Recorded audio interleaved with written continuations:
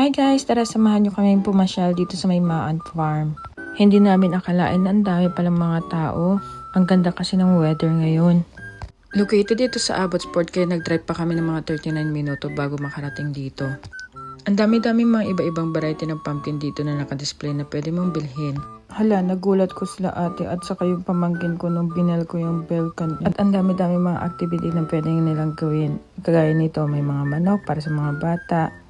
At iba-iba pa mga klase mga hayop nandito. Ang mga bata dito, tuwang-tuwa na sila sa mga manok. Pero sa atin, nagkalat lang ang mga manok at mga ibang pang mga hayop. Sobrang nag-enjoy ang mga bata dito sa Jumpy-Jumpy at hindi lang ang mga bata ang nag-enjoy, pati mga matatanda. Nainggit na nga ako sa kanila. Gusto ko din sanang subukan kaso lang hindi ako makatalon. Masakit kasi yung likod ko, injured.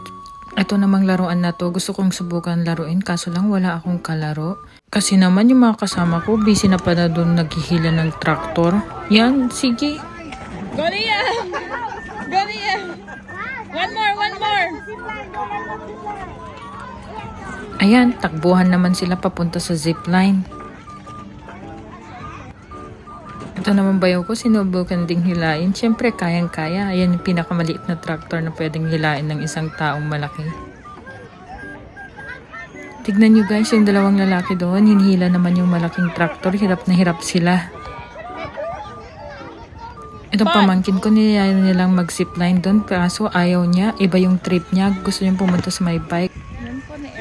Kaya ang nag-zipline lang yung kapatid ko at ang anak ng aking kaibigan. Ayan, back to hila ng traktor again. Go mga kids! Sadyang nag-enjoy ang mga bata dito.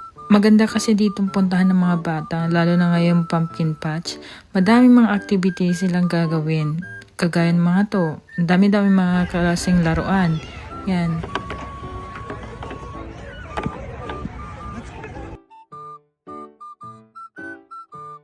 Daming mga laruan.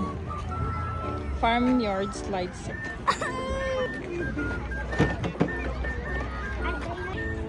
Liam, where are they?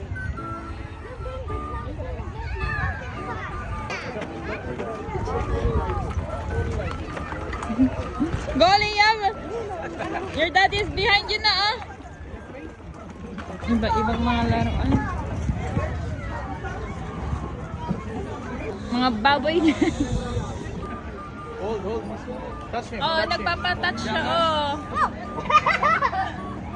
Touch him, yo.